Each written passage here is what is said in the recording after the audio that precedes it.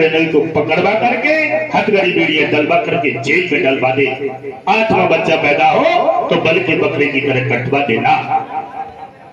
कंस ने बहन बेनई को पकड़वा करके हथगड़ी बीड़िया डलवा करके जेल में डलवा दिया और धीरे धीरे समय गुजरा तो 8वें गर्भ की बारी जब आई तो कंस की तैयारियां होने लगी थी। पहरेदार बुलाए गए थे, दूतियां बुलाई गई थी कि 8वें गर्भ की बारी है और कंस के यहाँ तैयारी है।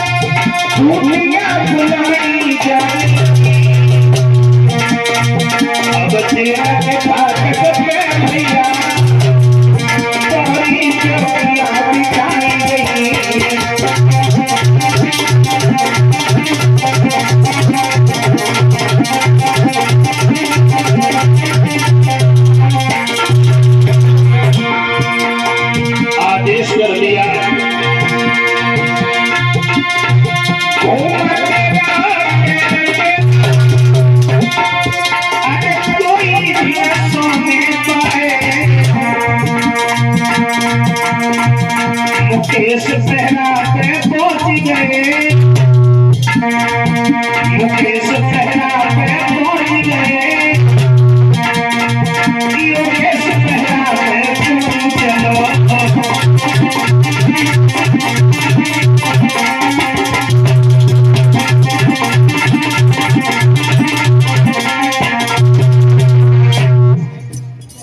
पहरेदार बुलाए गए, दूतियां बुलाई गई थी, फाटक में डबल डबल ताले लटकवा दिए थे।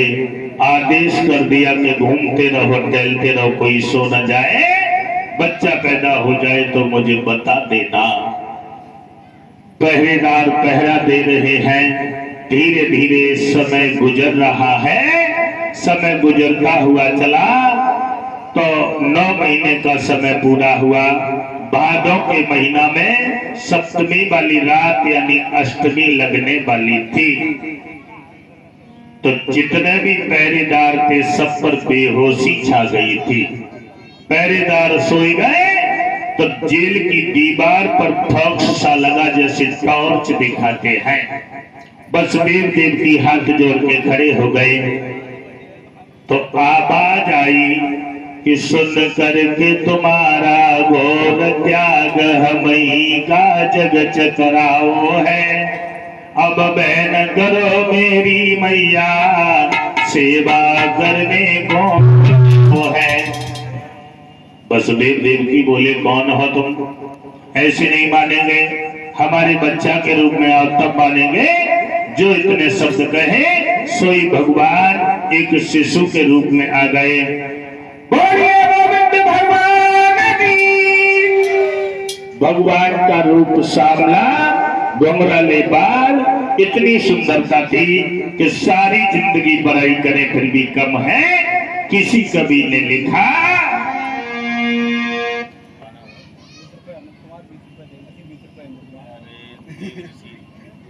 और ये 20-20 रुपए का पुरस्कार दे रहे हैं इंद्र कुमार, अनुज कुमार और देव ऋषि। भगवान सदा सुकृत लंबी आय करे, धन के भंडार भरे।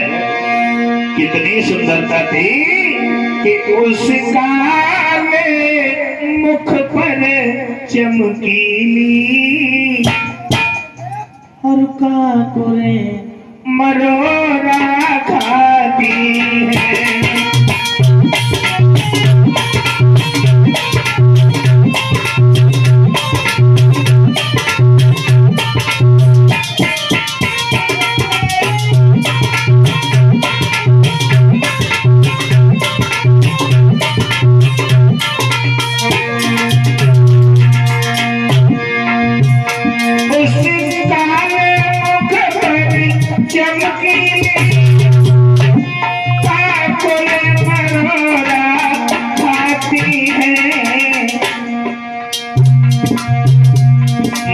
मरवाले पर्वत पे नागिनियां टहल मचाती हैं।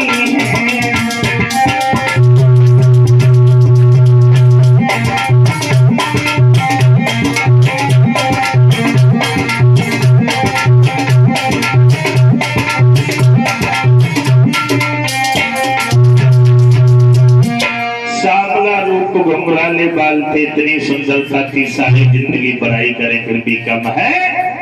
देवकी ने जवाब दिया है कि इस बच्चे की जान बचाओ, कहीं ले जाओ। वसुदेव बोले कहाँ ले जाए, अंधेरी रात है और फाटक लगे हैं, ताले लटक रहे हैं, हाथों में पैरों में बेड़ियां पड़ी हुई हैं, कहाँ ले जाएं? जैसे इतनी बात कही तो फाटक खुल गए, हथकड़ी बेड़ियां टूट गई। और देवकी ने जवाब दिया, तुम ही तो कहा करते थे कि बाबा नंद से हमारी मित्रता है, उनके आंगन में यशोदा है, वो हमारी सखी है। एक काम करो, उन्हीं के आंगन में ले जाओ, उन्हीं के आंगन में। तो वसुदेव ने भगवान को एक डलिया में रखो। लोग जताता है कि सूप में धर के ले गए। अब अंदाज लगाओ कि जेल में सूप कहां से आओ, का फटक के खबा हो जाते हैं, फटक के, और फटक के ही अगर खबा हो जाते तो फिर जेल ही गाय बात करनी है। हाँ, लोग ये कहते हैं कि सूप ना आया तो जेल में, तो फिर डलिया कहां से आई? डलिया तो थी, पहले जब झाड़ू लगता था तो उसी डलिया में कूड़ा रख के फेंका जाता था, अब तो डस्टबिन रख दिया जाता है। देवकी बोली कि तुम डलिया में धर के न जइयो जइयो सैया, कि गोकुल छोड़ियो।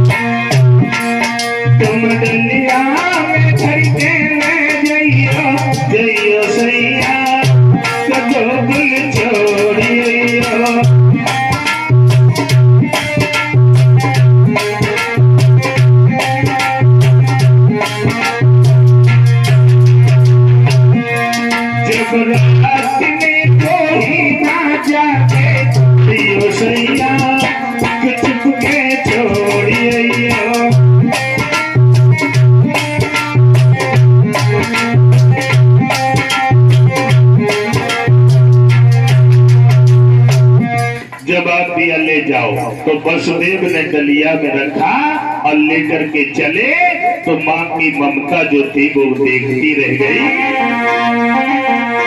किले में वसुदेव भगवान को बोल चले और माँ की ममता खड़ी देखती रह गई।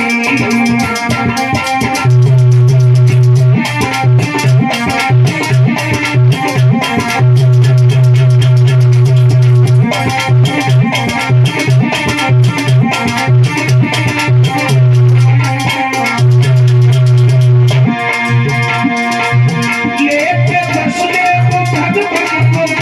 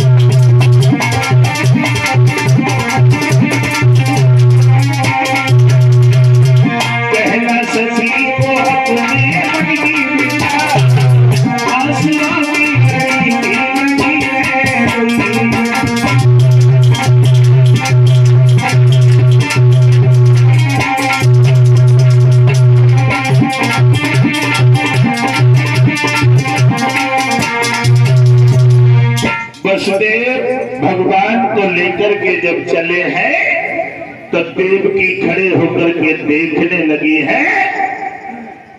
और देखने जब लगी तो वसुदेव से जवाब दिया, एक काम करो, जा तो रहे हो लेकिन मैंने अपने बच्चे को जी भर के देख नहीं पाया। बोली कि थोड़ा देर रुक जा तो फिर क्या नहीं है, तो फिर अभी मैंने जी भर के देखा नहीं।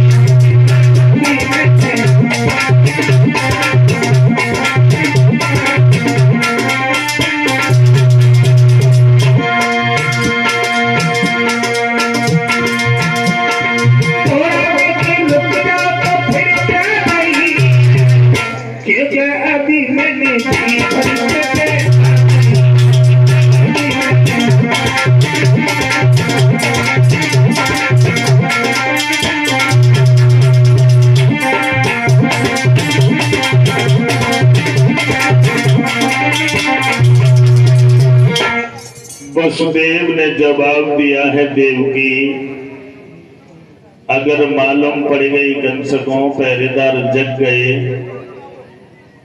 तो सबकी मुसीबत आ जाए, तुम देखवे में ना रहो, जाने दो। तो देवकी ने भगवान को देखा और देख करके जवाब दिया, लाला जा तो रहे हो तुम, है बोली मेरी को किसे जन्म लेने वाले मुझे गम न देना, खुशी देने वाले।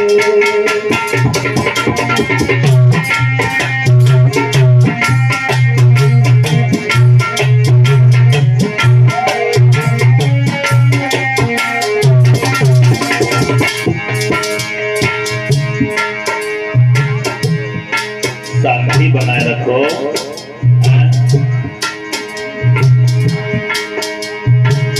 जानती तुम हो जग के खिबैया,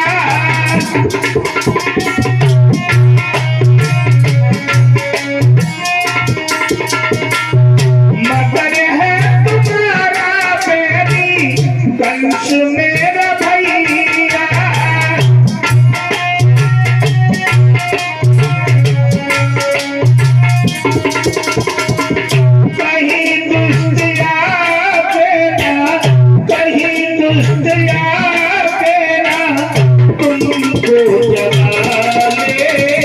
मुझे गम न देना, खुशी देने वाले, मुझे गम न देना, खुशी देने वाले।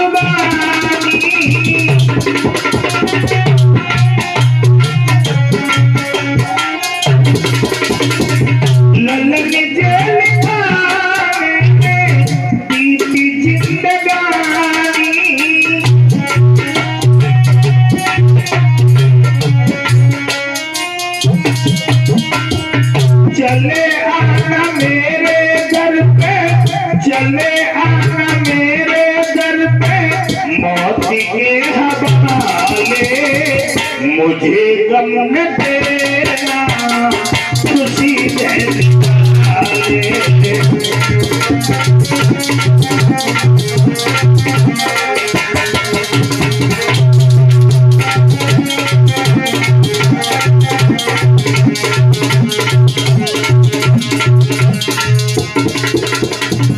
वसुदेव लेकर के चले हैं, यमुना के किनारे पहुंचे। यमुना उमर के ऊपर आ गई कि रसिया चुप्पा चलो जा रहा है। प्रभु चरित्र सुनने को रसिया राम लखन सीता बन बसिया। यमुना के किनारे पहुंचे तो भगवान ने योग माया से कहा कि तुम सुंदर लड़की बन के यशोदा के आंगन में चलो, और हमारे पिता हमें पीछे पीछे लेकर के आ रहे हैं। तो योग माया सुंदर लड़की बन के यशोदा के आंगन में पहुंची, यशोदा की पीठ की तरफ सोई गई और यमुना उम्र के ऊपर आ गई है। ऊपर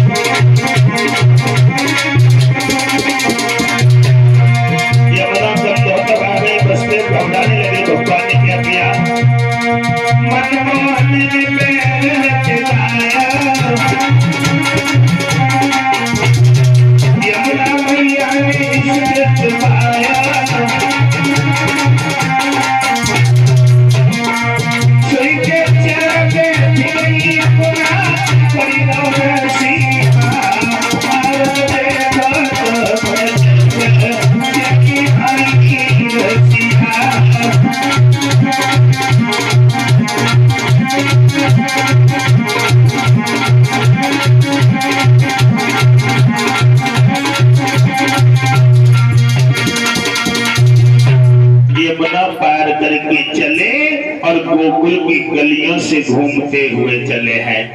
गोकुल की गलियों से तो बाद में यशोदा पता नहीं किवाड़ लगाने की सुते भूल गई या किवाड़ खुले छोड़ गए।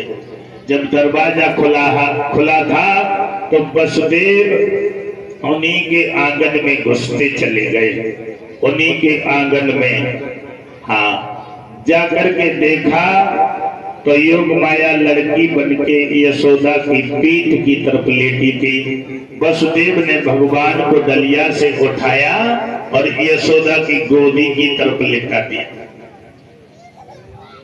और उस लड़की को उठाया, डलिया में रखा और चुप्पा चले आए। यमुना पार करके जब जेल में पहुंचे, पता न बा लड़की को का होगा, बर्रैयन ने खाया हुआ चिल्लाने लगी। जब चिल्लाने लगी तो पहरेदार जगे, जवाब दिया, बच्चा पैदा हो गया। भाग करके कंस के पास में पहुंचे, जवाब दिया, महाराज बच्चा पैदा हो गया। कंस भागा और जेल में पहुंचा तो देखा लड़की थी। देवकी कहने लगी, भैया तुम्हें तो लड़का से डर था, लेकिन ये लड़की है लड़की। कंस बोला, हो सकता है इसका भाई हमें मार दे, हो सकता है इसका पति हमें मार दे, मतलब लड़का मार दे या पति मार दे, हम इसे नहीं छोड़ेंगे। लड़की को छीन करके और पैर पकड़ के जब चट्टान से मारना चाहा तो वो लड़की हाथ से छीन करके चंचला बन के आकाश में पहुंची और जवाब दिया, तू मुझे क्या मारना चाहता है, तेरे मारने वाला पैदा हो चुका है। मारने वाला पैदा हो चुका है। कंस ने जवाब दिया है कि मैंने तुम्हारे साथ में क्या नहीं किया, लेकिन फिर भी मेरा काल का काल ही बना रहा।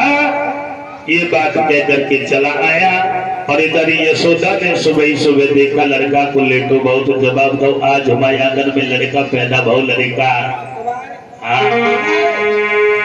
अब बधाइयां बजने लगी थी, दान लुटाए जाते थे, अपार खुशी थी कि अनहद बाजे बधैया, नैया जी ने जन्म ले रोए।